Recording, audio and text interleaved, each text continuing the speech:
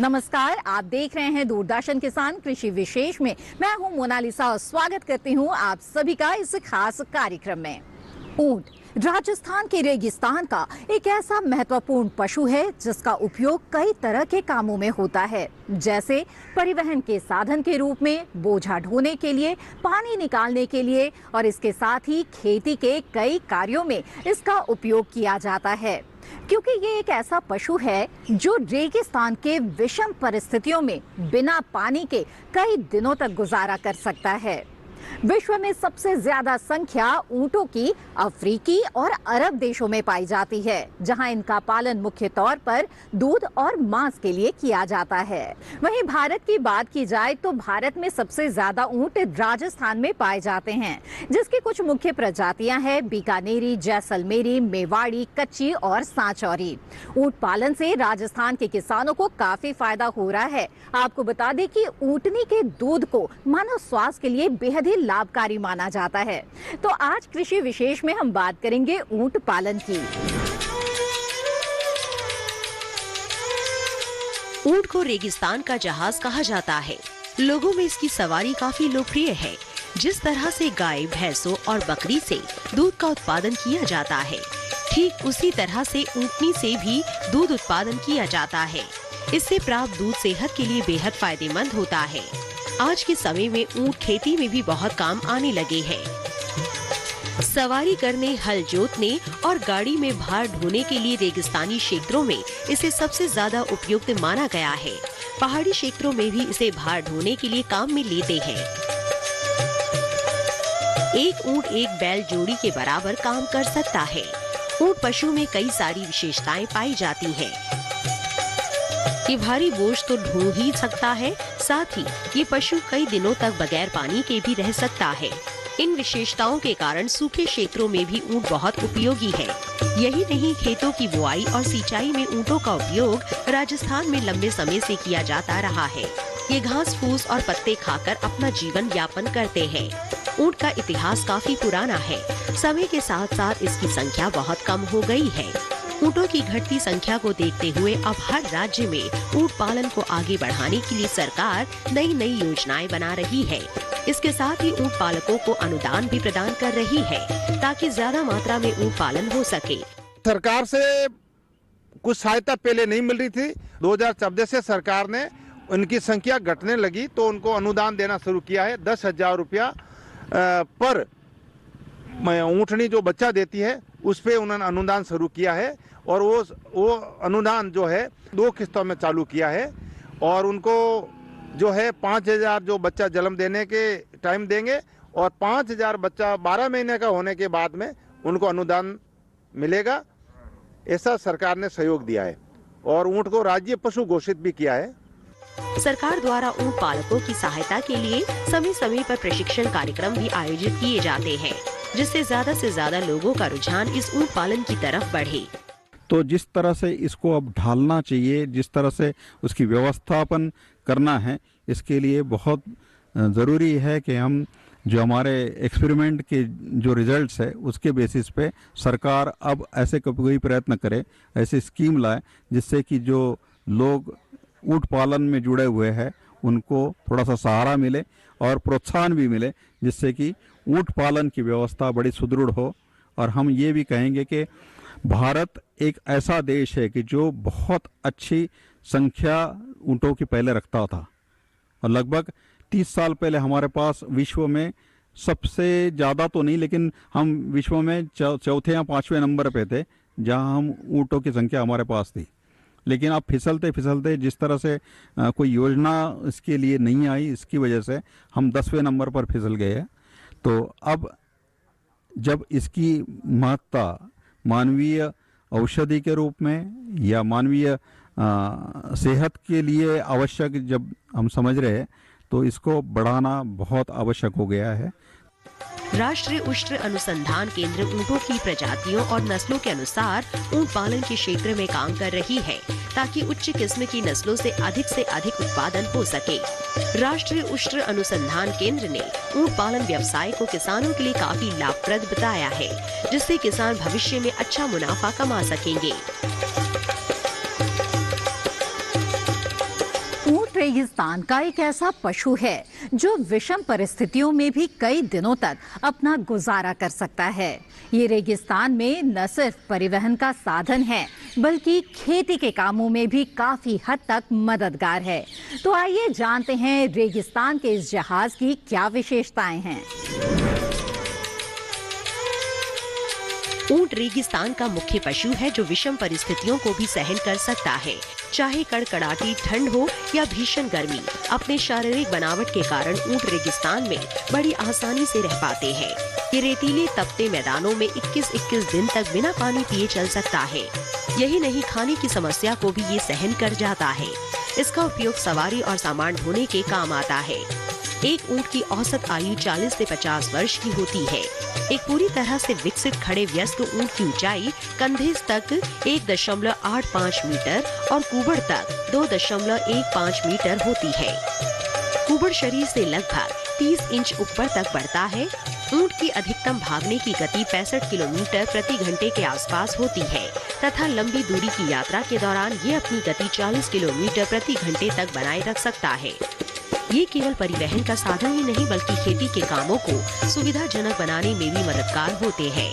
ICR Jodhpur livestock production and range land management के प्रधान doctor NV Patil ने बताया, भारत में जितनी कुल ऊंट की संख्या है उसमें से 82 से 85% ऊंटों की आबादी थार रेगिस्तान में पाई जाती है। वहीं लेह लद्दाख में 200 के आसपास 2 कुबड़ वाले ऊंट पाए जाते हैं जिनसे खेती के काम और परिवहन व्यवस्था में मदद मिलती है। जब हम कहते हैं कि ऊंट, तो ऊंट जो एक कुबड़ का होता है यानी वन हम कैमल है, सिंगल हम कैमल है, वो 4 प्रकार के मुख्यतः हमारे भारतवर्ष में देखी गए जो कि हम नस्ल के प्रकार में जानते हैं। उसमें सबसे ज़्यादा बीकानेरी नस्ल के ऊंट हमारे पास उपलब्ध है। उसके बाद में जैसलमेरी, कच्छी और मेवाड़ी, इस तरह के भी ऊंटों की नस्ल हमारे पास हमने संरक्षित की है। इन्होंने बताया कि थार रेगिस्तान के प्रगतिशील होने के कारण ऊंटों की संख्या में भारी कमी आई है।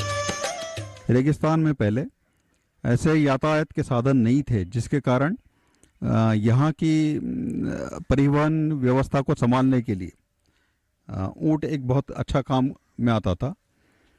इतर अनेक भी ऐसे काम थे कि जो ऊंटों से किए जाते थे, जैसे खेती के बहुत सारे काम, पानी इधर उधर ले जाना, लोगों का परिवहन भी करना, ये सब काम ऊंटों से होता था। और छोटे छोटे शहरों में या गांव और ढाणी में भी ऊंट और ऊंट की गाड़ियां चलती थी जिसकी वजह से लोगों के यातायात यहाँ से संभव था। लेकिन ऊंटों की जगह अब हमारे पास ऐसे स्वयं चालित वाहन हो गए हैं कि जिसकी वजह से ऊंटों का जो परिवहन का काम था वो पीछे पड़ गया और इसकी वजह से ऊंटों की संख्या भी बड़ी कम होने लगी। और हर जो 4 या 5 साल के बाद हमारे पास पशुगणना आती है, लगभग 20 से 25-30% उसमें हर बार कमी देखी गई है। और ये कमी अगर इस तरह से होती रही तो ये भयावह स्थिति तैयार हो सकती है कि जहां ऊंट बिल्कुल लुप्त हो सकता है। ये प्राणी लुप्त ना हो जाए, इसके लिए प्रयास की जरूरत है। इस दिशा में भारतीय कृषि अनुसंधान परिषद नई दिल्ली द्वारा 1985 में राष्ट्रीय उष्ण अनुसंधान केंद्र जो कि बीकानेर में स्थित है, अनुसंधान के कई कार्य किए हैं। ऊंट के बचाव में कई रिसर्च भी हुए। कृषि विशेष में फिलहाल वक्त हो चला है एक छोटे से ब्रेक का। ब्रेक के बाद भी ऊंट से जुड़ी हुई कई अहम बातें हम आपको बताएंगे। आप बने रहें दूरदर्शन किसान पर।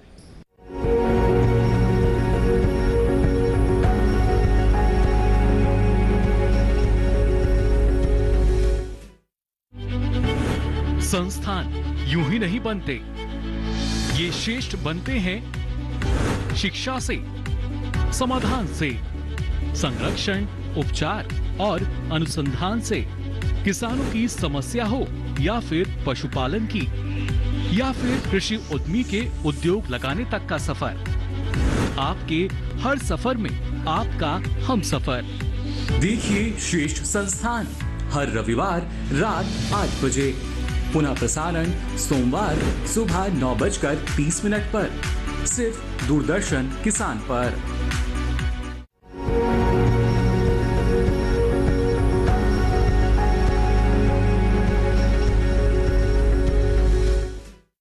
ब्रेक के बाद आप सभी का फिर से स्वागत है। आप देख रहे हैं कृषि विशेष। आइए ऊंट पालन से जुड़ी हुई कुछ और खास बातें आपको बताएं।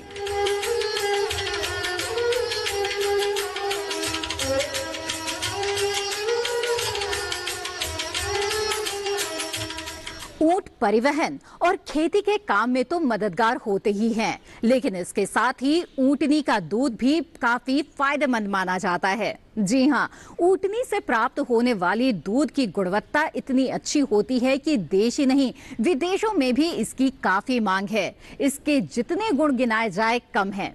तो आइए जानते हैं ऊंटनी के दूध की विशेषताओं के बारे में। ऊंटनी का दूध मानव स्वास्थ्य के लिए बेहद उपयोगी है। इससे कई सारी गंभीर बीमारियां जैसे जॉन्डिस, फेफड़े संबंधित रोग, यहाँ तक कोरोना जैसी घातक बीमारी में भी ये कारगर है। दूध की गुणवत्ता ये है कि डायबिटीज के जो मरीज है उनके लिए भी बड़ा उपयुक्त ये देखा गया है। और इसके लिए हमारे ICMR के साथ ICR के बहुत सारे ऐसे प्रोजेक्ट्स हुए हैं जिसमें ये देखा गया है कि जो रायका लोग हैं जो कि ऊंट को पालते हैं उनमें डायबिटीज का प्रकोप लगभग नहीं होता है। कारण यही है कि ये ऊंटनी का दूध पीते हैं। और ऊंटनी के दूध में देखा गया है कि एक प्रोटीन होता है और वो प्रोटीन इंसुलिन जैसा होता है। और वो इंसुलिन की मात्रा लगभग एक ग्लास में हमारे 52 जैसे इंटरनेशनल यूनिट जितनी होती है। और ये पर्याप्त होता है कि जिस तरह से भी आपके शरीर में जो ग्लूकोज तैयार होता है उसका केयर लेने में या डायबिटीज न होने में ये अपना ऊंटनी का दूध कारगर सिद्ध हुआ है। और सबसे बड़ी बात है कि जो बच्चों में डायबिटीज देखा गया है टाइप 1, उसमें ये बहुत ज़्यादा कारगर है कि जिसमें कि इंसुलिन बनता ही नहीं है उनके पैंक्रियाज में, उनके लिए ये एक्सटर्नल सोर्स से हम ऊंटनी का दूध उनको दे सकते हैं और उनकी जो बढ़ी हुई ग्लूकोज की मात्रा है उसको कंट्रोल में हम कर सकते हैं। साथ ही अभी कुछ प्रयोग हमने किए हैं जिसमें टाइप 2 डायबिटीज़ में भी हम इसका प्रभाव देख रहे हैं। और जिसकी वजह से अगर थोड़ा दूध अगर पिया जाए तो दस्त लगना या बहुत कॉन्स्टिपेशन होना, इन सामान्य विकारों में भी हमने देखा है कि ऊंटनी का दूध बड़ा कारगर है। देखा गया है कि मंद बुद्धि या ऑटिज्म से ग्रसित बच्चों को ऊंटनी का दूध पिलाने से इन बच्चों में सकारात्मक बदलाव भी पाए गए हैं। कई हद तक मंद बुद्धि बच्चे ऊंटनी का दूध पीकर स्वस्थ भी हो रहे हैं। इसके अलावा तंत्रिका विकार, अल्जाइमर रोग, माइग्रेन जैसी अन्य बीमारियों में भी इससे लाभ मिल रहा है। ऊंटनी का दूध ये जो है उदर रोगों में यानी कि पेट से जुड़ी व्याधियों में, इसके अलावा कृमि रोगों में, अगर पेट में किसी तरह के कीड़े हैं, केंचुली है, तो वो इससे दूर होते हैं। इसके अलावा कुछ रोगों में यानी कि स्किन डिसऑर्डर्स में इसका प्रयोग किया जाता है। इसके अलावा रिसेंट रिसर्चेस के अनुसार इसका मधुमेह या प्रमेह रोग में अत्यंत इसको उपयोगी पाया गया है। और ये बेहद ही मुनाफेकारी दूध है। इसको किसान भाई जो है इसका प्रोडक्शन बढ़ाकर इसमें काफ़ी सारा मुनाफा भी कमा सकते हैं और ये बहुत सारी रोगों में गुणकारी और उपयोगी सिद्ध हुआ है। यही कारण है कि ऊंटनी का दूध केवल भारतवर्ष में ही नहीं बल्कि पूरे विश्व भर से मांग बढ़ रही है। अधिक दामों पर भी लोग इसे खरीदने को तैयार है। मैं ऊँटनियाँ 2019 से पालन पोषण कर रहा हूँ और इसकी वजह यह है कि मेरे पैर के अंदर घाव पड़ गया था और गैंग्रीन हो गया था और गैंग्रीन की वजह से मेरा पैर सड़ गया था। सड़ने की वजह से वो मेरे डॉक्टर साहब ने बोला कि पैर को आपको काटना पड़ेगा, ये घाव मिल नहीं रहा है। तो फिर मैंने पुराने प्राचीन लोगों से मुलाकात की और कुछ लोगों से सुझाव लिया तो बोला ऊँटनी का दूध पियो और उससे आपका शुगर कंट्रोल रहेगा और कंट्रोल होने के वजह से ये घाव आपका मिलना शुरू हो जाएगा। तो इस वजह से मैं 2019 से ऊँटनियों का पालन शुरू किया और मेरा अभी पैर एकदम ठीक ठाक है और एकदम घाव वाव मिल गए और मैं अभी एकदम स्वस्थ हूँ। और कुछ लोग या पीड़ित लोग भी मेरे पास दूध पीने के लिए आते हैं और उनका भी शुगर और लीवर और सब ठीक ठाक है। तो इसलिए मैं यहाँ इस ऊँटनियों को पालन पोषण कर रहा हूँ। ICR Jodhpur livestock production and rangeland management के प्रधान डॉक्टर NV पाटिल ने बताया, जैसलमेर, सिरोही और पोखरण जैसी जगहों में कुछ ऊंट पालकों को इकट्ठा करके फार्मर प्रोडक्शन ऑर्गेनाइजेशन बनाई गई है, जिसमें दूध इकट्ठा किया जाता है और वहां शीतीकरण की उचित व्यवस्था भी है, जिसे ठंडे स्वरूप में ही वितरण किए जाते हैं। भविष्य में ये भ्रांति है लोगों में कि इस दूध में जल्दी कीड़े पड़ जाते हैं, तो कीड़े पड़ना ये बात नहीं है। पर अगर ये दूध अगर रेफ्रिजरेशन के टेम्परेचर पे 4 डिग्री सेंटीग्रेड पे रखा जाए तो ये लगभग 1 से 2 दिन तक टिक सकता है। और सामान्यतः जो गाय या भैंस या इवन बकरी के दूध से भी ये 4 घंटे ज़्यादा रह सकता है, ऐसा भी देखने में आया है। दूसरी एक बात होती है कि इसमें थोड़ी खराश होती है, इस दूध में थोड़ी सी खराश होती है, और दूध में खराश होने की वजह से अगर ये दूध जल्दी अगर तपाने के लिए रख दो और एक साथ बहुत हाई फ्लेम पे अगर उसको हम तपाते हैं तो ये फट जाने यानी 2 सेपरेट भागों में ही आ जाता है। तो खराश होना ये कोई इसका खराब होने का लक्षण नहीं है, बल्कि ये औषधीय जो गुणवत्ता उसकी है उसका दर्शक है। इसीलिए इस दूध को खराश के साथ ही पीना ये बहुत आवश्यक है।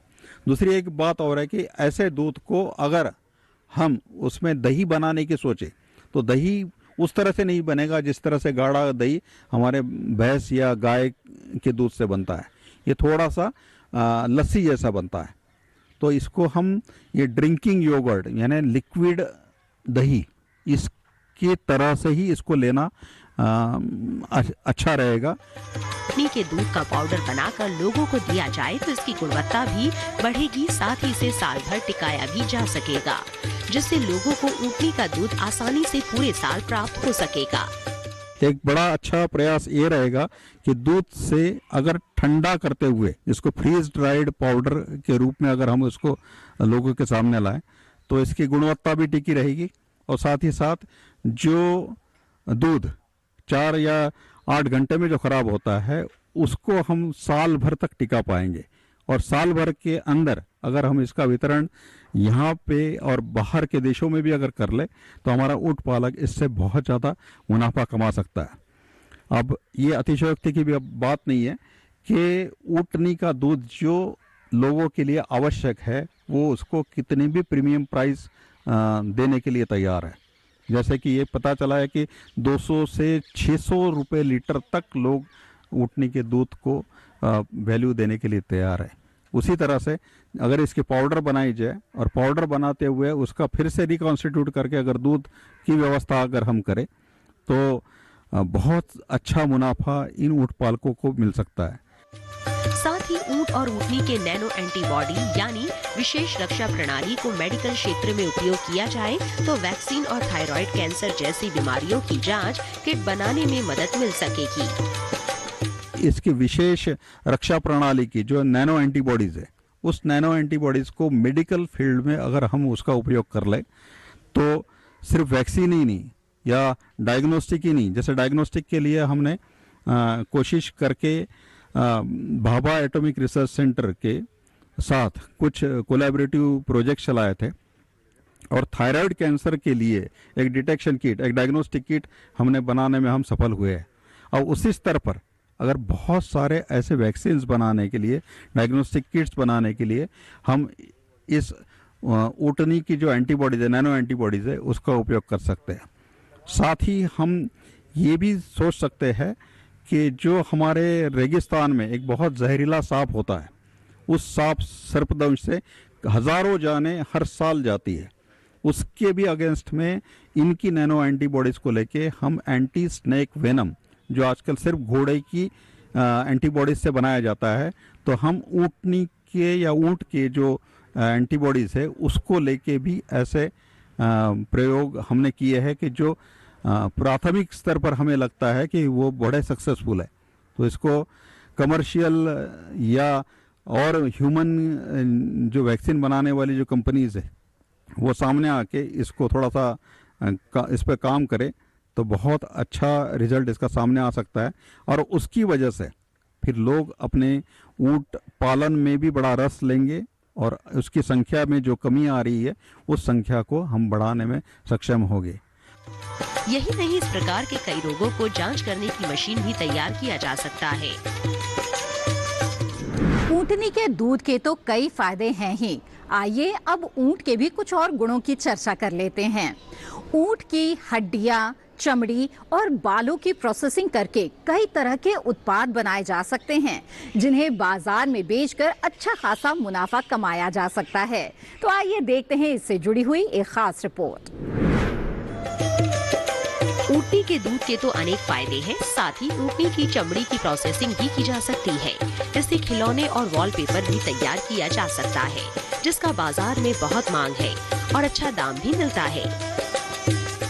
ऊँट की जो हड्डियां है उसका उपयोग ऐसे विशिष्ट वस्तुओं बनाने के लिए भी उपयोग में करता है, जैसे कि ज्वेलरी बॉक्स है, सिंदूर की डबिया है और कुमकुम रखने की भी और कोई पात्र वो बनाने के लिए इसको उपयोग में लेते हैं। पर सबसे बड़ी बात यह है कि ऐसे कारागिर आजकल बड़े कम हो गए, तो इसके ट्रेनिंग के लिए भी कुछ व्यवस्था अगर राज्य सरकार या कुछ ऐसे संस्थान सामने आए तो उसके कर सकते हैं। ऊँटों के बालों से भी बहुत सारी ऐसी चीज़ें बनती है कि जिसका उपयोग जैसे रस्सी बनाना, उसके बैग्स बनाना, और इसका मिश्रण दूसरे जैसे ऊन के साथ अगर करे तो अच्छी बैग, अच्छे स्वेटर, अच्छे जैकेट ये सब बन सकते हैं और बनाया भी है।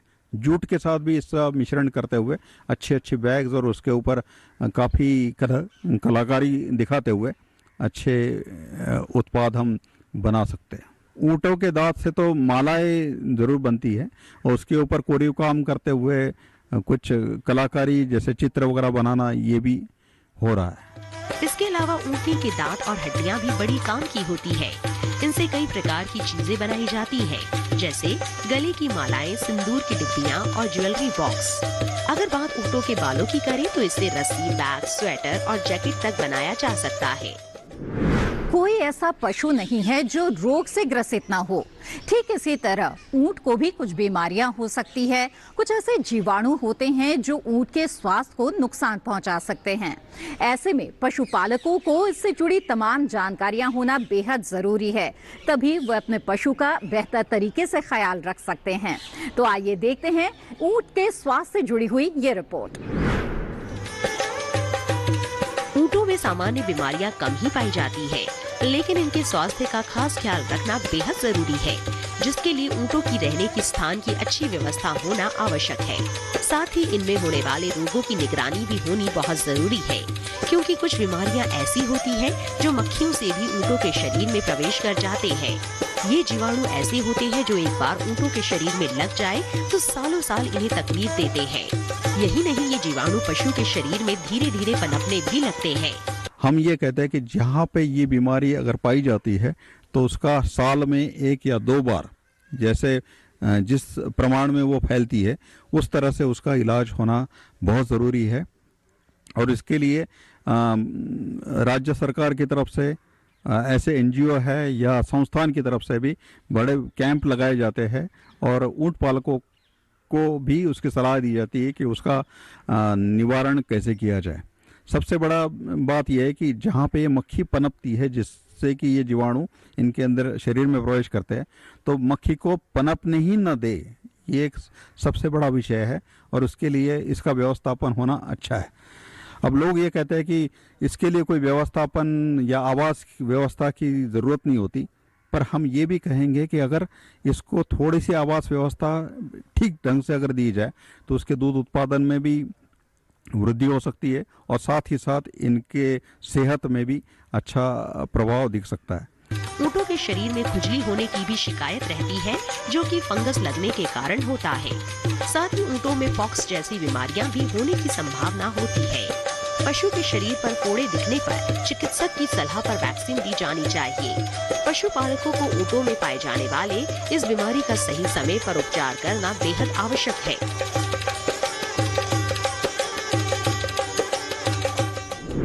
ऊंट पालन करते समय अगर पशुपालक कुछ खास बातों का ख्याल रखे, जैसे नस्ल का चुनाव, पशुओं का उचित रख रखाव, उनकी खुराक और सही समय पर रोग का उपचार, तो निश्चित तौर पर ऊंट पालन के जरिए पशुपालक काफी अच्छी आमदनी कमा सकते हैं।